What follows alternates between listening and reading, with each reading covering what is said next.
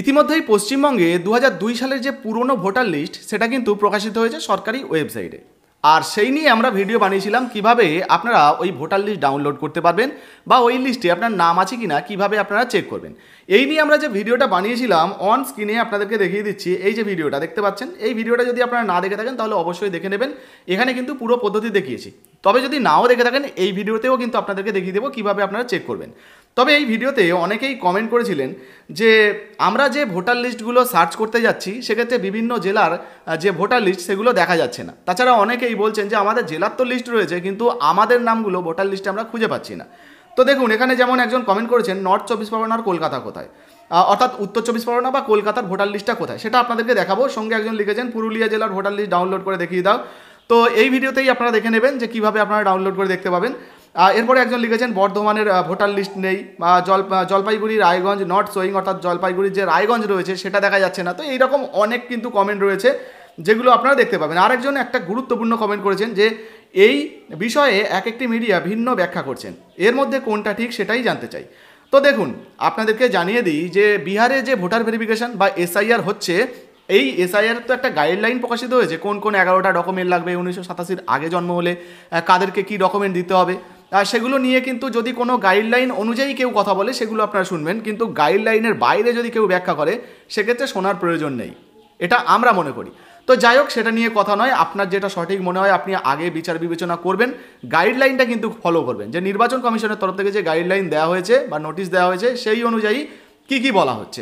যাই হোক এবারে আমরা দেখে নেব যে বর্তমানে পশ্চিমবঙ্গের 2002 সালের যে ভোটার লিস্টে যারা যারা নাম খুঁজে পাচ্ছেন না বা যে সমস্ত জেলা দেখা যাচ্ছে না তারা কিভাবে চেক করবেন যে আপনাদের নামটা কোথায় রয়েছে, কিভাবে আপনারা দেখবেন। চলুন সেটা আপনাদেরকে দেখিয়ে দিই। তো পশ্চিমবঙ্গের 2002 সালের ভোটার লিস্ট বা পুরনো ভোটার লিস্ট দেখার জন্য ceo.westbengal.nic.in এটা লিখে সার্চ করবেন, করলে এই ওয়েবসাইট চলে আসবে। এখান থেকেই আপনারা দেখতে পাবেন। কিভাবে দেখবেন সেটা আপনাদেরকে দেখাবো। তার আগে আপনাদেরকে জানিয়ে দিই এই 2002 সালের পুরনো ভোটার লিস্টে যদি আপনার নাম থাকে তাহলে ওটাই পর্যাপ্ত ডকুমেন্ট হিসাবে বিবেচিত হতে পারে এবং ওইটা দেখেই আপনি আপনার ভোটার ভেরিফিকেশনটা করতে পারবেন। তো বুঝতে পারলেন, আপনার বা আপনার পরিবারের যদি কারোর নাম থাকে সেক্ষেত্রে ওই নামটা দেখিয়েও কিন্তু আপনাদের পরিবারের অন্যান্য ব্যক্তিদের ভোটার ভেরিফিকেশন আপনারা সহজে করতে পারবেন বা অনেকটা সহজ হয়ে যাবে। কেন বলছি না, এর আগে বিহারে যে গাইডলাইন প্রকাশিত হয়েছিল সেই গাইডলাইনে পরিষ্কারভাবে বলা হয়েছিল 2003 সালে যে ভোটার ভেরিফিকেশন বিহারে হয়েছিল তো ওই ফাইনাল লিস্টে বা এসআইআর লিস্টে যদি কারো নাম থেকে থাকে ওটাই কিন্তু পর্যাপ্ত নথি হিসাবে ধরা হবে। অন স্ক্রিনে নোটিশটা গাইডলাইনটা একটু হাইলাইট করে দিয়েছি, আশা করি আপনারা দেখতে পাচ্ছেন। তো সেই অনুযায়ী নির্বাচন কমিশনের দেওয়া নোটিশ অনুযায়ী যদি পশ্চিমবঙ্গে ভোটার ভেরিফিকেশন হয় সেক্ষেত্রে 2002 সালের এই লিস্টে নাম থাকাটা খুবই জরুরি। এটা থাকলে আপনাদেরও কিন্তু সুবিধা হতে পারে। এখনও পর্যন্ত পশ্চিমবঙ্গের ক্ষেত্রে নোটিশ প্রকাশিত হয়নি, যদি হয়ে যায় সেটাও কিন্তু জানাবো, বা ডকুমেন্টের লিস্ট দিলে সেটাও জানাবো। এবারে আপনারা একটু নিচের দিকে চলে আসবেন, আবারও দেখিয়ে দিচ্ছি। এই ওয়েবসাইটে আসার পর একটু নিচের দিকে চলে আসবেন। এখানে আপনারা যদি দেখেন, এখানে দেখুন ইলেকটোরাল রোল ফর এসআইআর 2002, এখানে স্ক্রল হয়ে যাচ্ছে। তো এর উপরে আপনারা ক্লিক করবেন।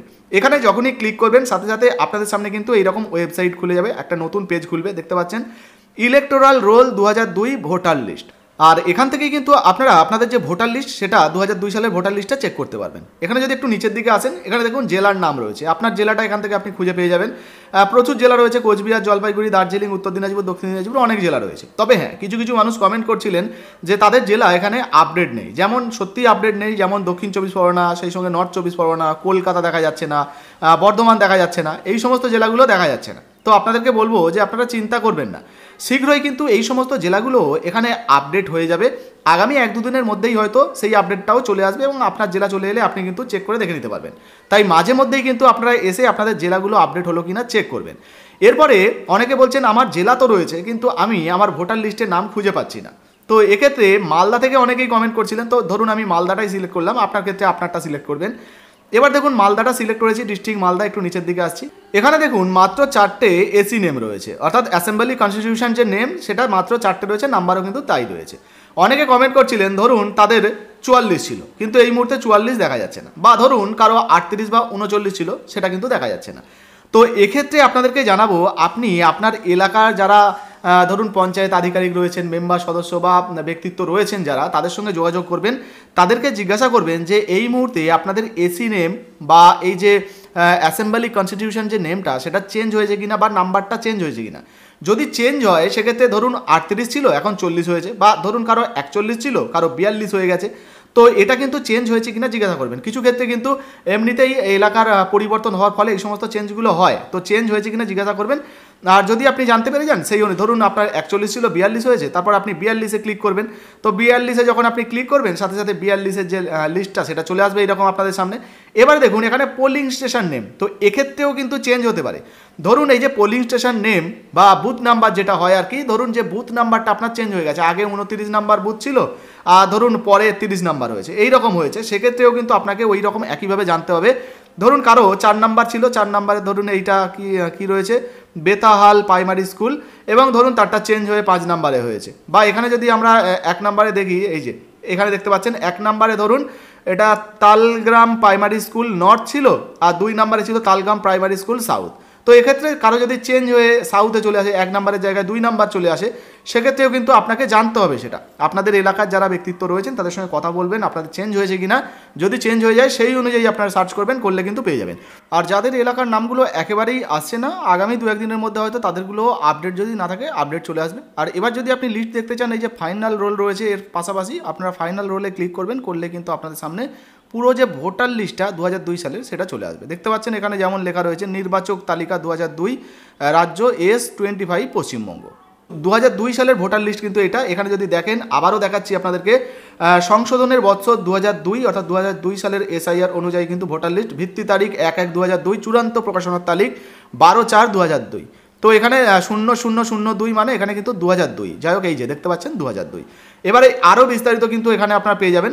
একটু নিচের দিকে চলে আসবেন, এখান থেকে কিন্তু আপনার যে ভোটার লিস্ট আর কি, যে ভোটার লিস্টে আপনার নামটা রয়েছে সেগুলো দেখতে পাবেন। যেমন এখানে ক্রমিক নাম্বার, কত নাম্বারে আপনার নামটা রয়েছে, আর নির্বাচকের নাম, যার নামে ভোটার লিস্ট রয়েছে আর কি, বা ভোটার লিস্টে যার নাম রয়েছে তার নাম, সম্পর্ক, ওনার ওই সময় ওনার গার্জেন কে ছিলেন সেটা দেখতে পাবেন, সম্পর্কিত ব্যক্তির নাম, ওই সময় ওনার গার্জেনের নাম কী ছিল সেটা দেখতে পেয়ে যাবেন, এখানে ওনার বয়স কী ছিল সেটা দেখতে পাবেন। আর এই যে সচিত্র পরিচয়পত্র যে নাম্বার, অর্থাৎ আপনার যে ওই সময়ের ভোটার কার্ডের নাম্বারটা, সেটা কিন্তু আপনারা এখান থেকে দেখতে পেয়ে যাবেন। তো এখান থেকে কিন্তু আপনি আপনার যে নামটা খুঁজে নেবেন। এখানে ধরুন এই যে পেজটা রয়েছে, এখানে 11টা পেজ রয়েছে, আপনার ক্ষেত্রে বেশি বা কমও হতে পারে। এবার ধরুন আপনার ক্ষেত্রে এই জায়গায় 79 নাম্বারে আপনার নামটা রয়েছে, তো আপনারা কি করবেন, এই যে জায়গাটা পেজটা রয়েছে এই পেজের কিন্তু একটা প্রিন্ট আউট নিয়ে নেবেন। আর প্রথম যে পেজটা দেখালাম আপনাদেরকে, এই প্রথম যে পেজটা দেখতে পাচ্ছেন, প্রথম বা সেকেন্ড পেজ, এইগুলোর কিন্তু একটা প্রিন্ট আউট নিয়ে নেবেন, যাতে করে সহজেই আপনারা এই ডকুমেন্টগুলো ভেরিফিকেশনের সময় দেখাতে পারেন। তো দেখতে পেলেন বর্তমানে পশ্চিমবঙ্গের যে 2002 সালের ভোটার লিস্ট সেটা কিন্তু অলরেডি ওয়েবসাইটে প্রকাশিত হয়েছে। তাছাড়া আপনাদেরকে জানিয়ে দিই, যে সমস্ত জেলাগুলো গুরুত্বপূর্ণ সেগুলোর লিস্টগুলো আগে হয়তো আপলোড করা হয়েছে। যারা এখনও পর্যন্ত দেখতে পাচ্ছেন না লিস্টের নাম, অর্থাৎ যে সমস্ত জেলাগুলো দেওয়া হয়নি, শীঘ্রই এই সমস্ত জেলাগুলো আপডেট হয়ে যাবে। হয়তো এই মুহূর্তে হয়নি, কিন্তু 1-2 দিনের মধ্যেই হয়তো এগুলো আপডেট হয়ে যাবে। আপনারা মাঝে মধ্যে চেক করবেন, করলেই কিন্তু আপনারা দেখতে পেয়ে যাবেন। তো বর্তমানে এই পুরনো ভোটার লিস্টে আপনার নাম আছে কিনা, বা যদি আপনার কোনো প্রশ্ন থেকে থাকে অবশ্যই নিচে কমেন্ট বক্সে কমেন্ট করে জানাবেন। ভিডিও ভালো লাগলে ভিডিওতে একটি লাইক দিয়ে ভিডিওটা ফেসবুকে হোয়াটসঅ্যাপে বেশি বেশি করে শেয়ার করে দেবেন। ফেসবুক থেকে দেখলে ফলো করতে ভুলবেন না। ধন্যবাদ।